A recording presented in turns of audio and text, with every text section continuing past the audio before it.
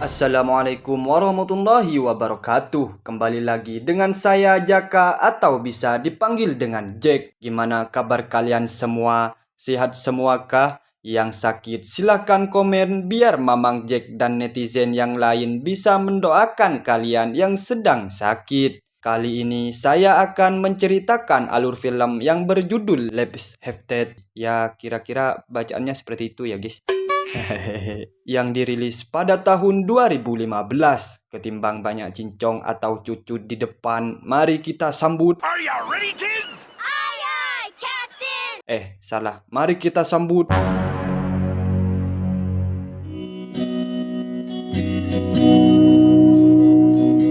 Di awal film memperlihatkan sekumpulan remaja Edan bin Pekok yang sedang berpesta di tengah hutan dengan mengkonsumsi barang-barang haram. Already? Yeah. Okay, everybody ready? Cheers!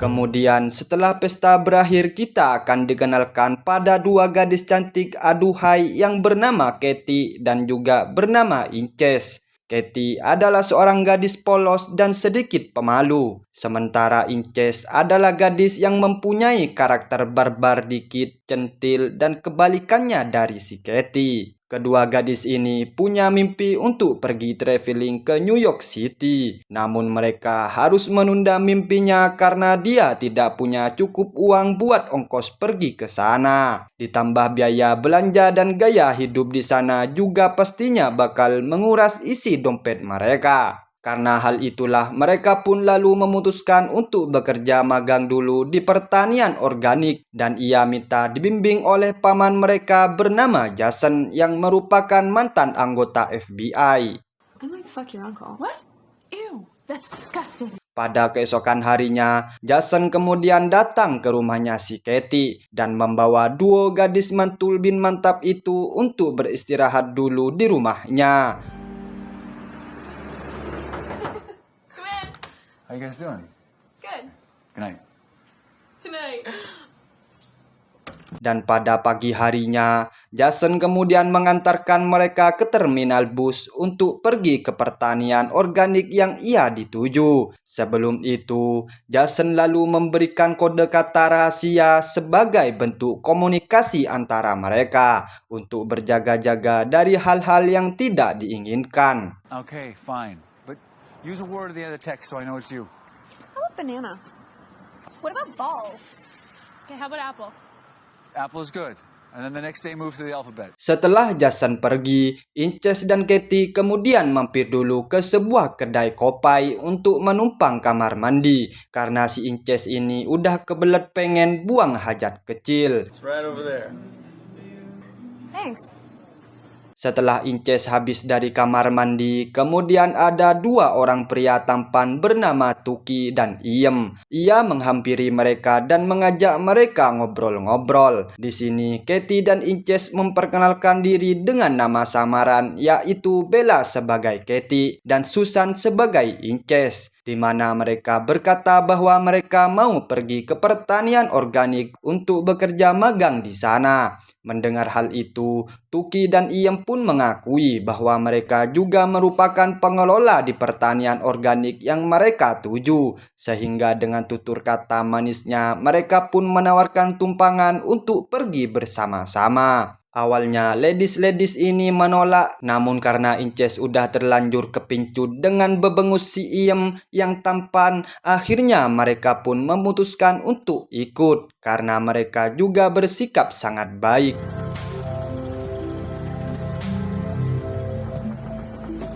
It's called Ecofield Organic Farm. It's supposed to be off Hawkins Pickle Road. That's right.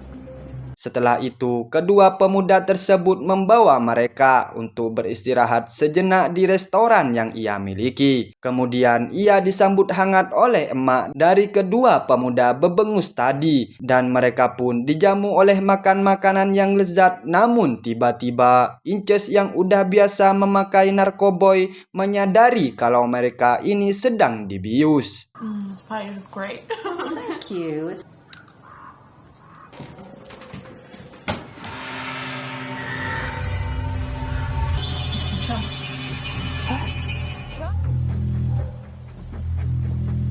Keesokan harinya, Katie dan Inces kemudian tersadar sudah berada di tengah hutan dalam keadaan terikat dan hanya memakai pakaian dalam saja, dan masing-masing dari mereka ditempatkan dalam box atau kontainer yang terpisah. Tak lama kemudian, Tuki datang dengan membawa sebuah bedil sambil mengejek mereka. Tuki juga kemudian malah menyuruh keduanya untuk membersihkan diri dan menikmati fasilitas yang sudah disediakan di sana. Let me show you our amenities.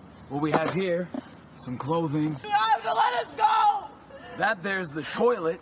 Kemudian setelah itu datanglah seorang pria yang cukup terlihat kucel bernama Boris. Di sini Boris memegang ponsel milik Katie dan kemudian menginterogasinya. Ia juga meminta kode rahasia untuk membalas pesan Jason agar pamannya tidak curiga kalau mereka sedang diculik. Akan tetapi si Boris gak sadar kalau kode itu harus diganti setiap harinya.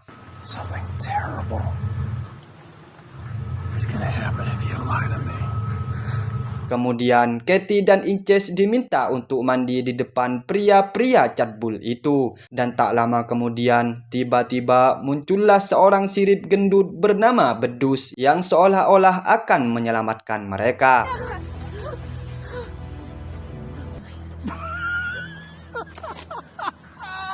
Take them both. Jesus, Jed, I'm too old for that. No.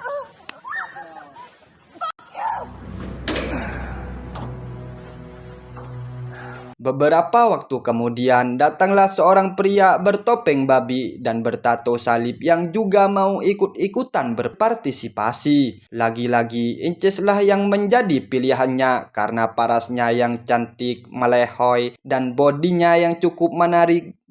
Is the best lah pokoknya. Lalu si babi menyeret ke dalam box untuk bermain kuda-kudaan dengan si Inces. Please make him stop!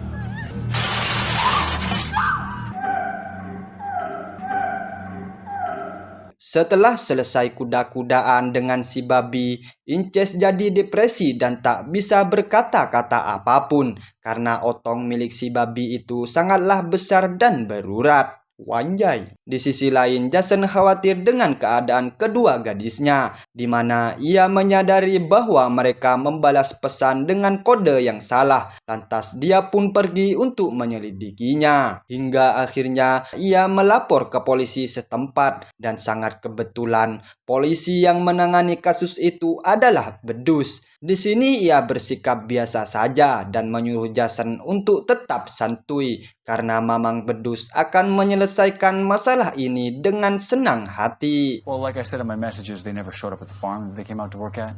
Go home, get some rest. My deputies and I will question everybody at that farm. Karena Jason sangat khawatir dengan duo gadis itu, akhirnya dia memutuskan untuk menyelidikinya sendiri dan dengan pengalaman yang sudah ia miliki. Setibanya di terminal, Jason segera menuju ke kopi shop, tempat terakhir di mana ia mengantarkan Katie dan juga Inces. Lalu Jason kemudian mendapatkan informasi penting dari pelayan toko di mana Katie dan Inces saat itu pergi bersama dua pemuda dengan menaiki mobil pick-up biru, dan Jason bertanya kepada pelayan toko apakah dua gadis itu merasa ketakutan. Pelayan toko menjawab, "Oh no. No bro, oh no, tidak. Blue pickup had a bumper sticker. Said my other ride's your mom. Thanks.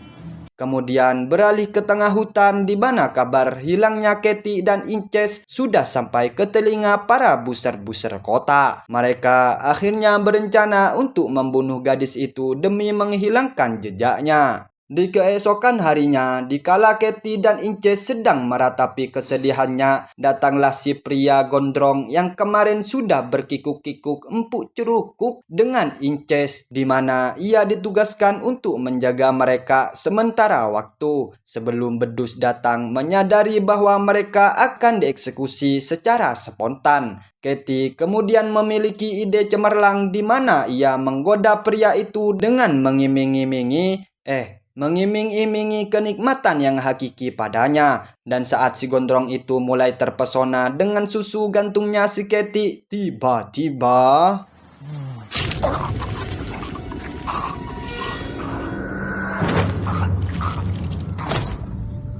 akhirnya mereka dapat melarikan diri, dan saat Bedus datang ke sana, ia kaget karena penjaganya sudah koat serta ia dibuat kesal juga karena mobilnya dicolong sama kedua gadis barbar itu. We have a problem. Akhirnya Katie dan Inces bisa melarikan diri dengan tekad yang kuat. Mereka akhirnya sepakat untuk balas dendam dengan membantai semua laki-laki yang sudah menghilangkan keperawanan mereka. Kemudian mereka dengan bersemangat pergi ke toko perabotan untuk menjalankan aksi kebrutalannya.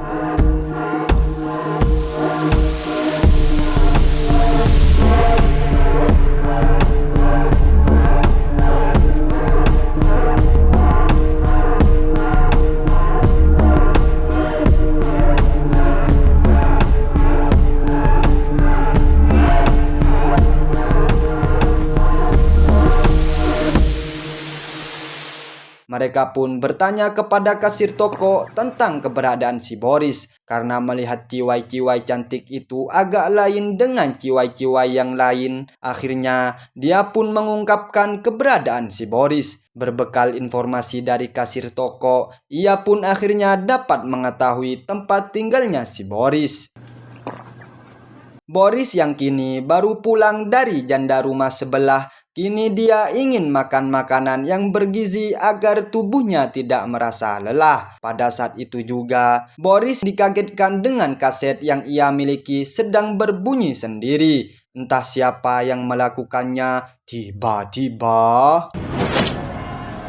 dengan serangan bola paku yang mengenai mata serta pipinya, ia pun kemudian berhasil dilumpuhkan oleh kedua gadis barbar itu dan diikat di atas meja makan. Boris pun di sini mencoba untuk menyuap mereka dengan semua uangnya agar mereka mengampuni nyawanya. Akhirnya mereka berhasil mendapatkan uang $100.000 miliknya si Boris. Sebelum pergi, mereka meminta terlebih dahulu informasi tentang siapa pria bertopeng babi yang telah berani empuk cerukuk dengan si Inces secara brutal. Namun karena Boris tidak mau memberitahunya, akhirnya mereka pun menyiksa si Boris dengan menusuk ujung tombak yang penuh dengan paku berkarat secara perlahan. Tak selang beberapa saat, datanglah Jason ke rumah si Boris dan untung saja dia gak berpas-pasan sama si Katie dan Inces. Betapa terkejutnya Jason saat melihat Boris yang sudah koit mengenaskan. Semoga saja almarhum Boris diterima di alam baka. Beralih kepada pria bertopeng babi. Ternyata pria babi itu merupakan seorang pastor di sebuah gereja. Kini, Inces seorang diri datang menemui si pria babi itu untuk membalaskan dendamnya. Yang awalnya babi itu garang dan tidak gentar melihat si Inces, kini berakhir dengan pukulan Katie dari belakang sampai pingsan. Setelah berhasil melumpuhkannya, siksaan yang saat ini lebih sadis daripada sebelumnya, di mana kedua gadis barbar itu ternyata menyeret tubuh si babi keliling desa hingga tak berbentuk, dan pada akhirnya Katie dan Inces kemudian membakar hidup-hidup si pria babi tanpa balas kasihan.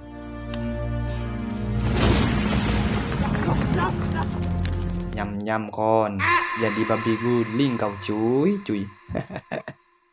Di sisi lain, Jason kembali menemui Bedus untuk menanyakan masalah tentang keponakannya itu. Akan tetapi, saat Jason menelpon nomor Katie, bunyi ponsel Katie ternyata terdengar di sakunya si Bedus. Karena udah terlanjur ketahuan, si Bedus akhirnya menyandera Jason dan kemudian menyiksanya. Well, they'll find your body. Setelah itu, si Bedus kembali menyandera dua gadis cantik yang melehoi bin Maknyus dan berniat untuk gasruk-gasruk di ruangan sebelahnya. Tanpa dia sadari, Katie dan Inces sudah ada di rumahnya dan siap menyiksa si Bedus dengan secara brutal. Dengan rasa ketakutannya, lagi-lagi Bedus ini juga menawarkan sejumlah uang asalkan ia dilepaskan dan tidak dibunuh. Jelas saja mereka pun menolaknya mentah-mentah. Di sini Katie dan Inces kemudian melakukan sebuah permainan sebelum ia membunuh si Bedus. Mereka terlebih dahulu membuat mental si Bedus semakin lemah sebelum akhirnya Katie mengeksekusinya dengan mengheadshotnya. You're lucky. Help me!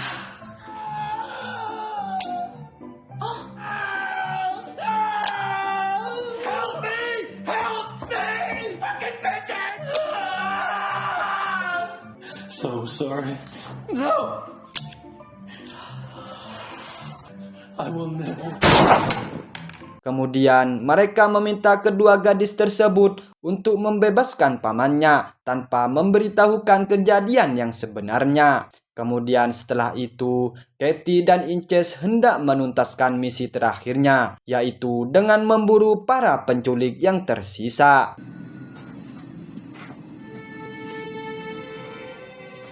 Beberapa jam kemudian, akhirnya mereka berhasil membius ketiga korbannya, yaitu Tuki, Iem, dan emaknya. Mereka pun kemudian mengumpulkan ketiganya di tempat yang sama, dan sedangkan emaknya dipaksa menyaksikan pembunuhan yang sangat brutal pada anaknya.